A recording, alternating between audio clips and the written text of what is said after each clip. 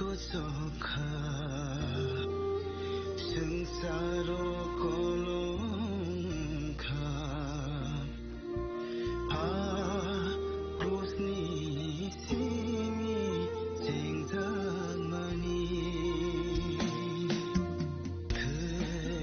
सखा संसारो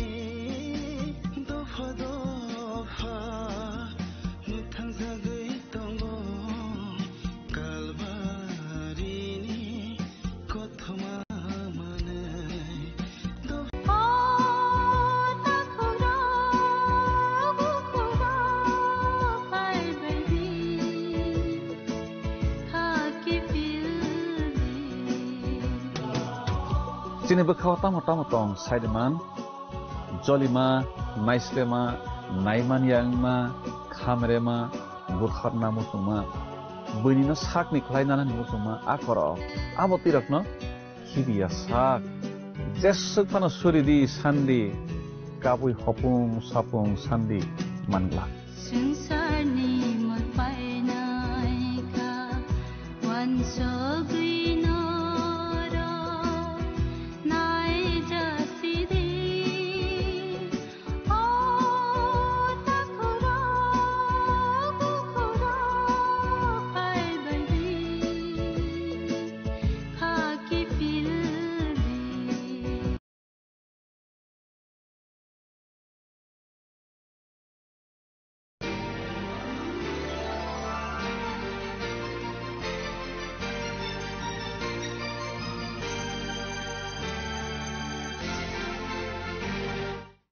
সারা বিশ্বে red cross হচ্ছে অন্যতম সর্বাধিক পরিচিত প্রতীক, কিন্তু প্রকৃতপক্ষে এই প্রতীকের অর্থ কী? 1863 সালে সুইজারল্যান্ডের ব্যবসায়ী হেনরি ডুনান্টের দ্বারা অনুপ্রাণিত হয়ে আন্তর্জাতিক রেড ক্রস এবং রেড ক্রিসেন্ট আন্দোলন শুরু হয়। 1859 সালে ইতালির সালফেরিনো যুদ্ধে দুই পক্ষের সহস্রাধিক সৈন্যের কষ্ট দেখে তিনি খুব বিচলিত হয়ে পড়েছিলেন।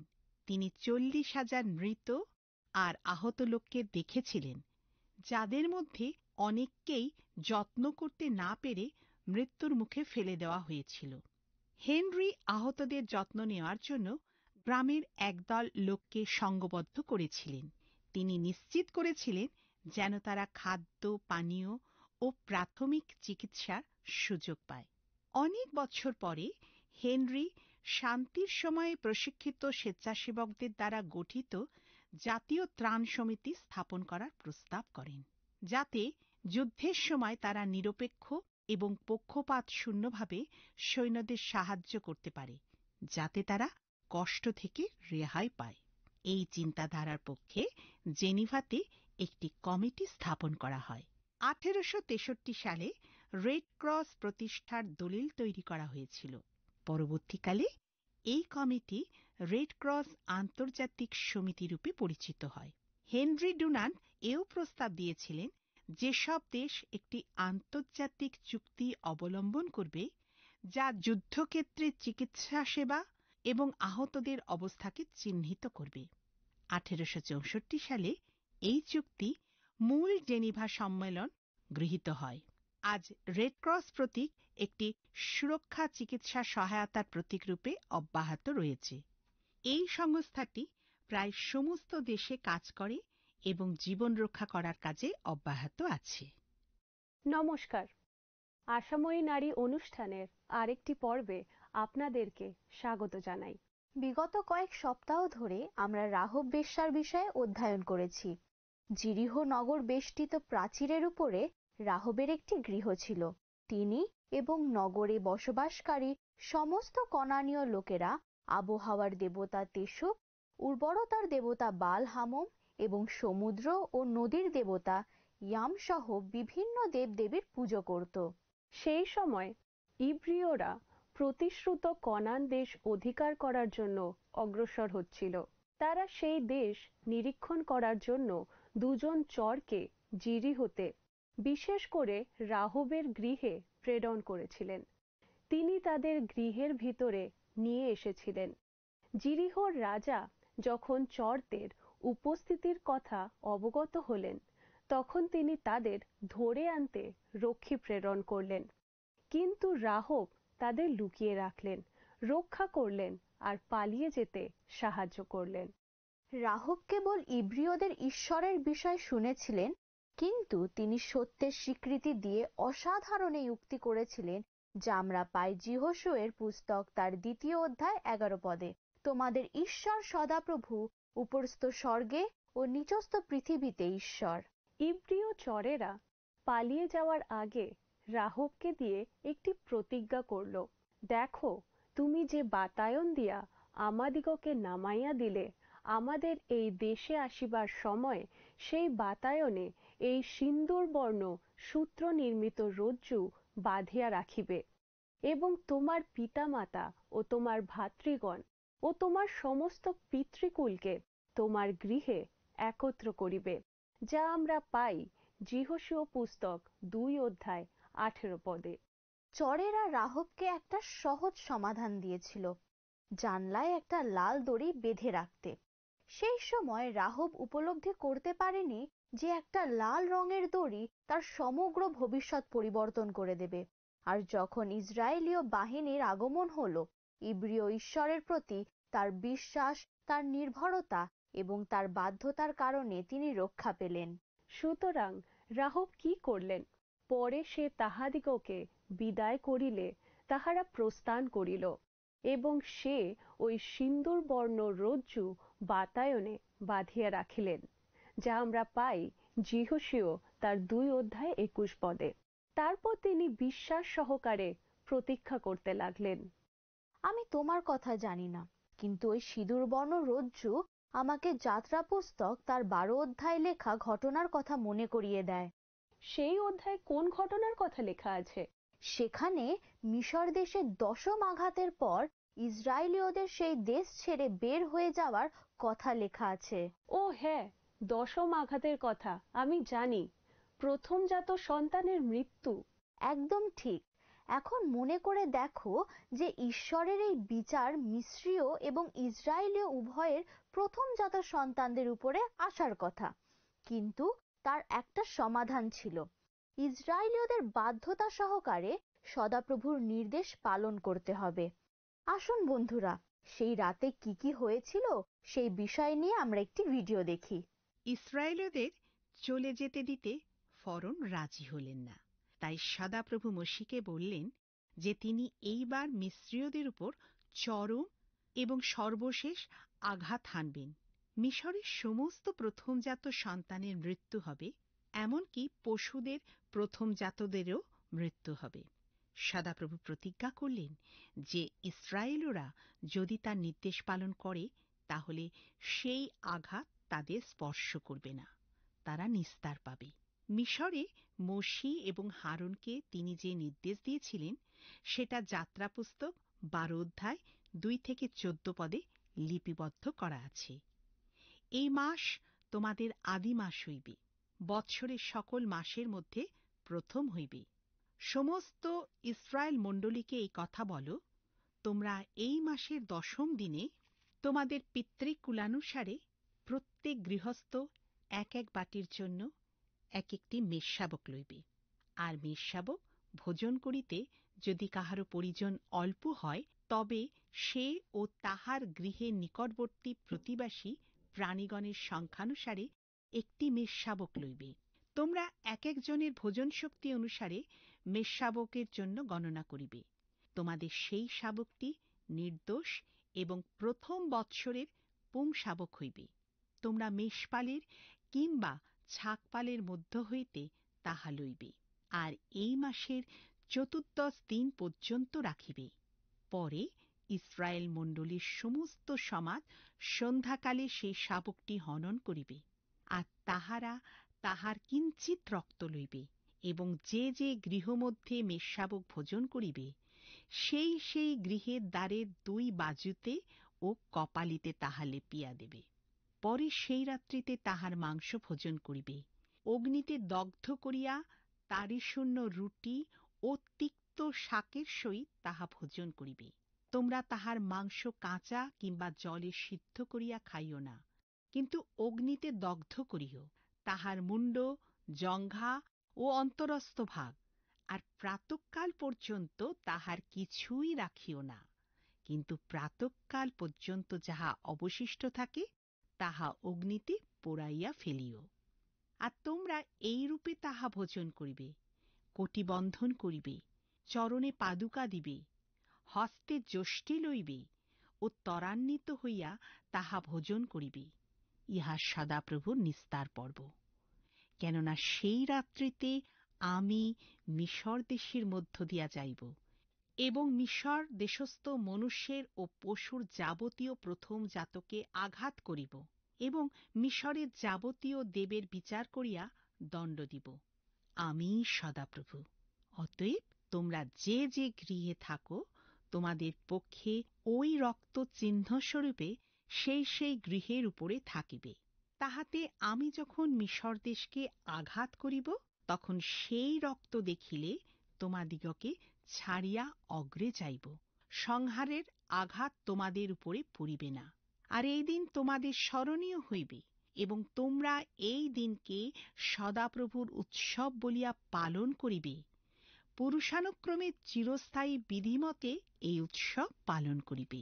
সুতরাং সদাপ্রভু প্রতিটি ইস্রায়েলীয় পরিবারকে আজ্ঞা দিলেন যেন তারা একটি পুরুষ মেষশাবক বলি দেয় এবং তাদের গৃহের দ্বারের দুই বাজুতে ও কপালিতে সেই বলিকৃত মেষশাবকের রক্ত লেপে দেয়।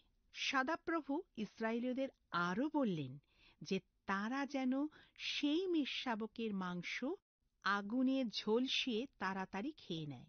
তারা ভোজন করার সময় তাদের পোশাক পরে নেয় এবং সেই স্থান পরিত্যাগ করার জন্য সম্পূর্ণ প্রস্তুত থাকে। সদাপ্রভু বললেন যে ইস্রায়েলীয়রা যদি এই কাজগুলো করে, তাহলে সেই চূড়ান্ত আঘাত থেকে তাদের প্রথমজাত সন্তানেরা রক্ষা পাবে। সদাপ্রভু যেমন সতর্ক করেছিলেন, সেই রাত্রিতে আঘাতের আগমন হল। মিস্রীয়দের প্রত্যেকটি প্রথমজাত সন্তানের, যার মধ্যে ফরৌনের জ্যেষ্ঠপুত্র ছিল, মৃত্যু হল। কিন্তু যে সমস্ত গৃহের দ্বারে মেষশাবকের রক্ত লেপন করা ছিল, সদাপ্রভুর আঘাত সেই সমস্ত গৃহ ছেড়ে এগিয়ে গেল। ইস্রায়েলীয়দের প্রথমজাতরা বেঁচে গেল, কারণ তারা সদাপ্রভুর নির্দেশ মান্য করেছিল। ফরৌন যখন দেখলেন যে তার নিজের পুত্র আঘাতের কারণে মৃত্যুবরণ করেছে, তখন তিনি মোশে ও হারুনকে সমস্ত ইস্রায়েলীয়দের নিয়ে মিশর পরিত্যাগ করতে বললেন। ইস্রায়েলীয়রা শেষ পর্যন্ত মুক্ত হল। তারা গান গেয়ে নেচে সদাপ্রভুকে ধন্যবাদ দিল। সদাপ্রভু যে তাদের প্রাণ রক্ষা করে মিশর দেশ থেকে বের করে নিয়ে এসেছিলেন, সেটা তারা চিরকাল নিস্তার পর্ব পালনের মাধ্যমে স্মরণ করত। যিহোশীয় পুস্তক তার 2 অধ্যায় আমরা যখন রাহুবের বিষয়ে পাঠ করি, তখন আমাদের সেই ঘটনা যাত্রা পুস্তকের পটভূমিকার আলোতে বুঝতে হবে। সিন্দুরবর্ণ রজ্জু আমাদের নিষ্কলঙ্ক মেষশাবকের রক্তের কথা স্মরণ করিয়ে দেয়। রাহুবের গৃহের বাতায়ন বা জানলা আমাদের মনে করিয়ে দেয় ইসরায়েলীয় গৃহগুলির দ্বারের 2 বাজু ও কপালির কথা। ঐশ্বরিক বিচার যাত্রা পুস্তক 12 অধ্যায় ও যিহোশীয় পুস্তক 2 অধ্যায় উভয়ের ক্ষেত্রেই সত্য ছিল। আর উভয় কাহিনীতেই লাল চিহ্নের অর্থ ছিল ভিতরে থাকা মানুষদের মুক্তি। দারুণ! ঈশ্বর রাহব আর তার পরিবারকে মৃত্যুর হাত থেকে তার মহা অনুগ্রহে রক্ষা করেছিলেন। কিন্তু একটা শর্ত ছিল যেটা রাহবকে মানতে হয়েছিল। জানলায় একটা সিঁদুরবর্ণ রজ্জু বেঁধে রাখতে হবে। ঠিক কথা। সেই লাল দড়িটা ছাড়া ইসরায়েলীয়দের সাথে তার চুক্তি কার্যকরী হতো না। রাহব এটা বুঝেছিলেন আর ঠিক সেই মতো কাজ করেছিলেন। লাল দড়ি তাকে রক্ষা করেছিল। রাহব ইসরায়েলীয়দের সপক্ষে গিয়েছিলেন আর সবচেয়ে ভালো বিষয় হলো যে তাকে যিশুর বংশের অন্তর্গত করা হলো। সিন্দুরবর্ণ রজ্জু হচ্ছে যিশুর রক্ষাকারী রক্তের প্রতীক। রাহবের বাতায়নে বাঁধা সিন্দুরবর্ণ রজ্জুর মতো যিশুর রক্ত হচ্ছে আমাদের অনন্তকালীন ধ্বংস থেকে পরিত্রাণ দেওয়ার উৎস। এটা হচ্ছে ঈশ্বরের পরিবারের অন্তর্ভুক্ত হওয়ার উৎস। সেই রক্তের জন্য ঈশ্বরকে ধন্যবাদ দিই। রাহব একজন বেশ্যা, একজন পাপী, একজন অপরিচিত, একজন বিদেশী, কিন্তু তিনি যিরিহোতে ইসরায়েলের চরদের রক্ষা করেছিলেন, কারণ তিনি ইসরায়েলের সদাপ্রভু ঈশ্বরের উপরে নির্ভর করেছিলেন। একটি ছোট্ট তুচ্ছ সিদ্ধান্ত তার এবং তার পরিবারের সবার জীবনকে পরিবর্তন করে দিয়েছিল। কত সময় এই জগতের সংগ্রাম, ব্যর্থতা এবং বাধা আমাদেরকে নিচু করে দেয়, আর আমরা মনে করি যে আমরা যাই করি না কেন আমাদের অবস্থার কোনো পরিবর্তন হবে না। কিন্তু সেটা সম্ভব হতে পারে। একটা আগুনে পুড়তে থাকা জঙ্গলের মধ্যে একটা ছোট্ট পাখির গল্প বলি। জঙ্গলের সমস্ত পশুরা বেরিয়ে এসেছিল, আর তারা দাঁড়িয়ে দাঁড়িয়ে জঙ্গল পুড়ে যেতে দেখছিল। তারা সবাই অভিভূত, অত্যন্ত শক্তিহীন হয়ে পড়েছিল, একমাত্র ছোট্ট পাখিটি ছাড়া। তাহলে আসুন একটি ভিডিও দেখি। ছোট্ট পাখিটা সেই আগুন দেখে নিজেকে বলল, এই আগুন নিভাবার জন্য আমি কিছু একটা করি। আর তাই সে কাছের নদীতে গিয়ে কয়েক ফোঁটা জল নিল। তারপর সে সেই জল এনে আগুনের মধ্যে দিতে লাগল। বেশ কয়েকবার সে এইভাবে নদী থেকে কয়েক ফোঁটা করে জল নিয়ে এসে আগুনের মধ্যে দিতে লাগল। ইতিমধ্যে অন্য সমস্ত বড় বড় পশুরা, যেমন লম্বা শুঁড়ওয়ালা হাতি, যারা অনেকটা করে জল নিয়ে আসতে পারত, অসহায়ের মতো সেখানে দাঁড়িয়ে রইল। তারা চেঁচিয়ে ছোট্ট পাখিটাকে বলল, তুমি কি করতে পারবে বলে ভাবছ? তুমি তো খুবই ছোট, আগুন তো কত বড়, তোমার ডানা দুটি এতটুকুন, আর তোমার ঠোঁট কত ছোট, একবারে এক ফোঁটা জলের বেশি আনতেই পারবে না। কিন্তু ছোট্ট পাখিটা যা করছিল সেটা করতেই থাকল, আর বলল, আমার পক্ষে যতটা ভালো করা সম্ভব ততটাই করছি। ঈশ্বর রাহবকে স্বাধীনতা দিতে চেয়েছিলেন, কিন্তু তাকে একটা ছোট্ট কাজ করতে হলো। তাকে তার জানলায় একটা লাল দড়ি বেঁধে রাখতে হয়েছিল। ইব্রিয় ঈশ্বরের বিষয় তাকে তার পরিবারকে জানাতে হয়েছিল, আর রক্ষা পাওয়ার জন্য তারা যেন সেই গৃহের মধ্যে থাকে সেটা নিশ্চিত করতে হয়েছিল। একইভাবে খ্রিস্টকে বিশ্বাস করে তাকে অনুসরণ করতে আমাদের আহ্বান করা হয়েছে। ঈশ্বর আমাদের স্বাধীনতা দিতে চান, কিন্তু আমাদের সেটা গ্রহণ করতে হবে। আর আমরা যদি চাই যে আমাদের প্রিয় পাত্ররা সেই একই স্বাধীনতার অভিজ্ঞতা লাভ করে, তাহলে আমাদের ঈশ্বরের বিষয় তাদের জানাতে হবে এবং তাদের স্বাধীনতার দিকে এগিয়ে নিয়ে যেতে হবে। কিন্তু এই স্বাধীনতা বিনামূল্যে আসেনি। শেষ পর্যন্ত রাহবকে তার বাসস্থান, তার আপনজন, তার নগর, যা কিছু আগে তিনি জানতেন সব ছেড়ে দিতে হয়েছিল। কিন্তু তার বদলে তিনি কত অধিক লাভ করেছিলেন। তিনি জীবন লাভ করেছিলেন। তিনি একটি নতুন বাসস্থান, আরো উত্তম বাসস্থান, একটি নতুন পরিবার এবং সম্প্রদায়, একটি নতুন সমাজ এবং একটি স্থান যেখানে তিনি সর্বশক্তিমান, পবিত্র, প্রেমময় ইসরায়েলের ঈশ্বরের সঙ্গে সহভাগিতা লাভ করেছিলেন। কারণ শেষ পর্যন্ত তিনি যা ছেড়ে এসেছিলেন তার সব এমনিতেই ধ্বংস হয়ে গিয়েছিল। আমরা কতখানি রাহবের মতন হতে পারি? আমাদের অতীত হয়তো আমাদের বিলাসবহুল জীবন কিংবা সমস্ত বিষয়ের কথা যা আমাদের পক্ষে ভালো বলে আমরা ভেবেছি, সেই সমস্ত কিছু আমাদের ত্যাগ করতে বলা হয়েছে। সত্যি কথা হলো যে সেই সমস্ত কিছু এমনিতেই চিরস্থায়ী হবে না, কিন্তু ঈশ্বর আমাদের জীবনের প্রাচুর্য দিতে চান। তিনি আমাদের নতুন, উত্তম ও সন্তোষজনক সমস্ত কিছু দিতে চান। তাই আসুন বন্ধুরা, এই বিষয়ে আমরা একটি ভিডিও দেখি যার শিরোনাম হচ্ছে জীবনের রজ্জু। একটি ভ্রূণ গর্ভের মধ্যে তার মায়ের সঙ্গে নাড়ির সাহায্যে যুক্ত থাকে। গর্ভাবস্থার 5 সপ্তাহ থেকে এই নাড়ির মাধ্যমে সরাসরি অক্সিজেন এবং পরিপোষক পদার্থ মায়ের রক্ত থেকে ভ্রূণের রক্তে পৌঁছে যায়।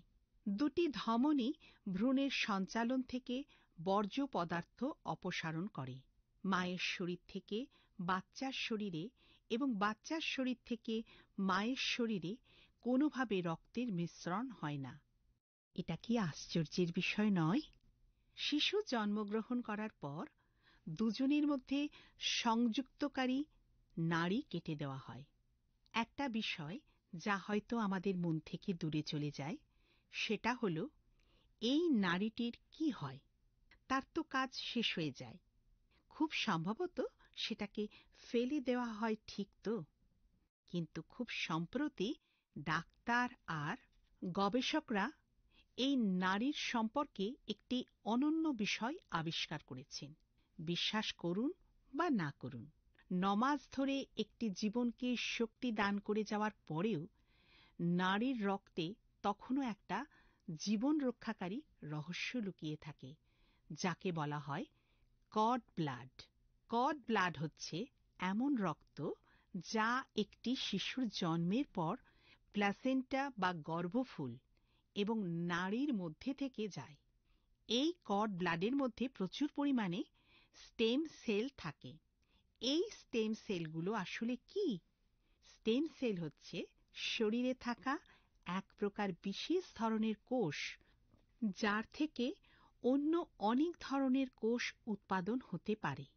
কড ব্লাডের মধ্যে রক্ত উৎপাদনকারী স্টেম সেল পাওয়া যায়, আর যখন কারোর জীবন রক্ষাকারী চিকিৎসার প্রয়োজন হয় তখন তাকে কড ব্লাড দান করা হয়, আর তখন সেই কড ব্লাড রোগীর প্রয়োজন অনুযায়ী রক্তকণিকা উৎপাদন করে। এটা রক্তের লোহিত কণিকা, শ্বেতকণিকা বা প্লেটলেট হতে পারে। বিভিন্ন প্রকারের ক্যান্সার, ইমিউন ডেফিসিয়েন্সি এবং জিন ঘটিত ব্যাধি চিকিৎসার জন্য কড ব্লাডের প্রয়োজন হয়। জীবন রক্ষাকারী কড ব্লাড আর রাহবের সিন্দুরবর্ণ রজ্জু একই রকম। হ্যাঁ, ক্রুশের উপরে যিশুর বলিদানের বিষয় আমাদের বিশ্বাসের কারণে আমাদের আত্মাকে জড়িয়ে রাখা আমাদের একটা অদৃশ্য সিঁদুরবর্ণ রজ্জু আছে। এটা আমাদের রক্ষা করে এবং আমাদেরকে শারীরিক এবং আত্মিক মৃত্যু উভয় পাপের পরিণতি থেকে উদ্ধার করে। ঈশ্বর যখন আমাদের উপরে সিঁদুরবর্ণ খ্রিস্টের রক্ত দেখতে পান, তিনি আমাদের পাপ থেকে আমাদের নিস্তার করেন। এটা একটি অনন্ত জীবনের অদৃশ্য রজ্জুর মতো। একদম ঠিক। দেখো, আমরা সবাই পাপী। আমরা কেবল আমাদের খ্যাতি, ভাগ্য এবং নিজেদের জন্য জীবন যাপন করি। আমরা ঈশ্বরের কাছে অপরিচিত, তার পরিবারের বাইরে, এমনকি তার রাজ্যেরও বাইরে। কিন্তু একটি অদৃশ্য সিঁদুরবর্ণ রজ্জুর জন্য, যিশুর রক্তের জন্য ঈশ্বর তার পরিবার এবং তার গোত্রে, তার রাজ্যে আমাদের গ্রহণ করে নিয়েছেন, যেমন তিনি রাহবের জন্য করেছিলেন। আমেন। আমাকে যেটা উৎসাহিত করে সেটা হলো আমাদের পরিত্রাতা ঈশ্বরের এই বিষয়টা একদম আদি পুস্তক থেকে প্রকাশিত বাক্য অবধি লক্ষ্য করা যায়। খুব ভালো বলেছ। বাইবেলের মূল বিষয় হলো খ্রিস্ট। তিনি কাহিনীর নায়ক, কারণ ক্রুশের উপরে তার বলিদান আমাদের পরিত্রাণ সাধন করেছে। পরিত্রাণের সিঁদুরবর্ণ রজ্জুকে বাইবেলের ইতিহাসের অনেক বিবরণে দেখতে পাওয়া যায়, যা তার কথা বলে।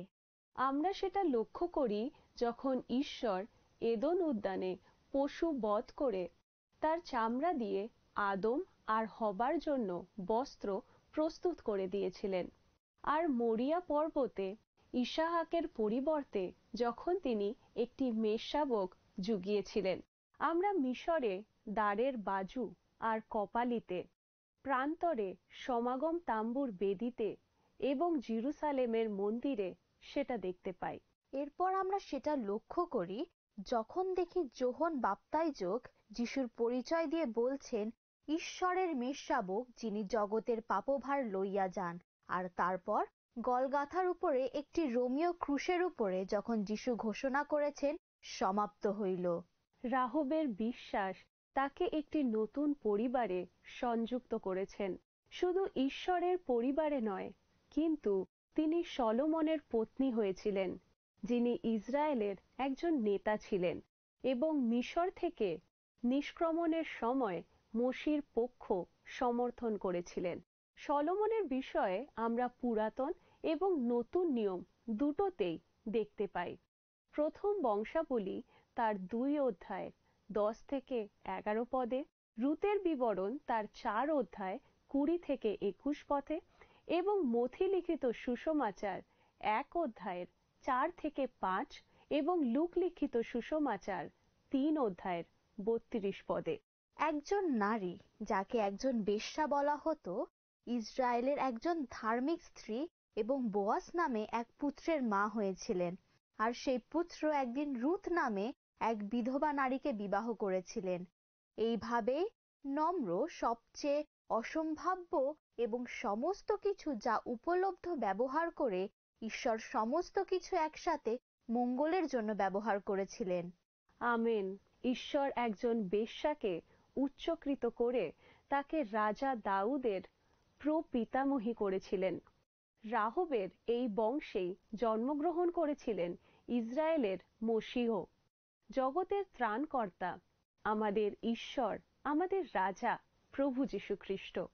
যিশুর জন্মের মতন ঈশ্বরের করুণাময় অনুগ্রহের এমন মর্মস্পর্শী কাহিনী আর হয় না। সিঁদুরবর্ণ রজ্জুর নারী তার সম্মানের স্থান পেয়েছিলেন। আমাদের মধ্যে কেউ হয়তো জানতে চাইবেন, ঈশ্বর কিভাবে আমাকে ব্যবহার করতে পারেন, কেমন ভাবে সর্বশক্তিমান ঈশ্বর, স্বর্গের পবিত্র ঈশ্বর আমার মতো একজন পাপীকে ব্যবহার করতে পারেন। তাহলে আমরা চাই যে আপনি সিন্দুরবর্ণ রজ্জুর নারী, যার বংশে আমাদের প্রভু ও পরিত্রাতা যীশুখ্রিস্ট জন্মগ্রহণ করেছিলেন, তাকে স্মরণ করুন। তাকে তার পাপের জন্য স্মরণ করা হয় না, কিন্তু তাকে স্মরণ করা হয় তার উল্লেখযোগ্য পরিবর্তনের জন্য। রাহবের কাহিনী বারবার আমাদেরকে মনে করিয়ে দেয় যে আমরা যা কিছু করে থাকি না কেন, ঈশ্বর আমাদের ক্ষমা করবেন, যদি বিশ্বাসে আমরা তার কাছে আসি। রাহবের কাহিনী হচ্ছে আমাদের জন্য ঈশ্বরের কাছ থেকে পাওয়া একটা অপূর্ব বার্তা। ফলত কেহ যদি খ্রিস্টে থাকে, তবে নতুন সৃষ্টি হইল, পুরাতন বিষয়গুলি অতীত হইয়াছে, দেখো সেগুলি নতুন হইয়া উঠিয়াছে। আমরা এটি পাই 2 করিন্থীয় তার 5 অধ্যায় 17 পদে। রাহবের জীবন আবিষ্কার করার যাত্রায় আমাদের সঙ্গে থাকার জন্য আপনাদেরকে ধন্যবাদ দিই। আশা করি আগামী সপ্তাহে একই সময় আপনাদের সঙ্গে সাক্ষাৎ হবে। তাহলে আসুন আমরা প্রার্থনা করি। আসুন আমরা প্রার্থনায় যাই। হে মঙ্গলময় পিতা, তোমাকে ধন্যবাদ দিই প্রভু আরেকটি পর্বের জন্য। আমি বিশ্বাস করি পিতা, যতজন এই পর্ব দেখছি, আমরা অনুভব করলাম প্রভু গো, তুমি আমাদেরকে ব্যবহার করতে চাও। তুমি শুধু চাও যেন আমরা তোমার পথে চলি, তুমি আমাদেরকে যা আজ্ঞা করো তা যেন আমরা মেনে চলি। প্রভু, আমাদের মতো পাপী তাপী মানুষের জন্যই তুমি প্রভু পৃথিবীতে এসেছিলে। তোমার রক্ত, তোমার সেই সিন্দুর বর্ণ রক্ত আমাদের জন্য তুমি দিয়েছিলে প্রভু। এজন্য তোমার কাছে ধন্যবাদ দিই। যতজন এই পর্ব দেখছে, তুমি তাদেরকে আশীর্বাদ করো, তুমি তাদেরকে রক্ষা করো, তুমি তাদের সঙ্গে সঙ্গে থাকো। এই প্রার্থনা যিশু নামে চাই, আমেন। প্রিয় বন্ধু, আপনি যদি আশীর্বাদ পেয়ে থাকেন, তাহলে স্ক্রিনে দেওয়া মিসড কল নাম্বারে একটি মিসড কল দিন ও প্রার্থনার নম্বরের মাধ্যমে আমাদের সাথে যোগাযোগ করুন। আবার একটি পর্বে দেখা হবে, অপেক্ষায় রইলাম। নমস্কার।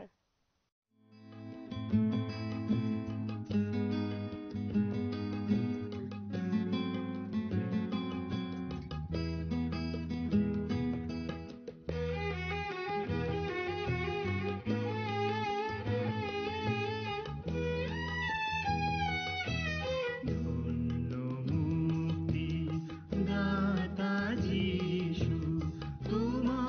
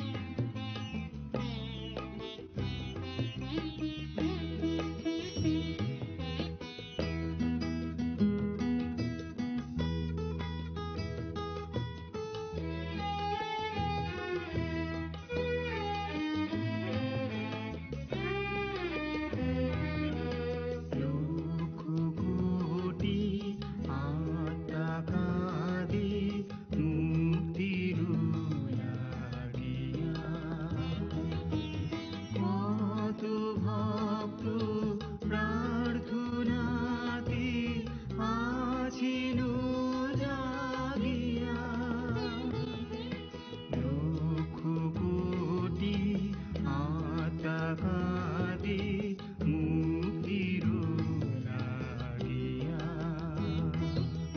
কত ভক্ত প্রার্থনাতে। গত সপ্তাহের আমাদের বিজয়ী দর্শক বন্ধু হলেন পশ্চিম বর্ধমান থেকে রবি দাস।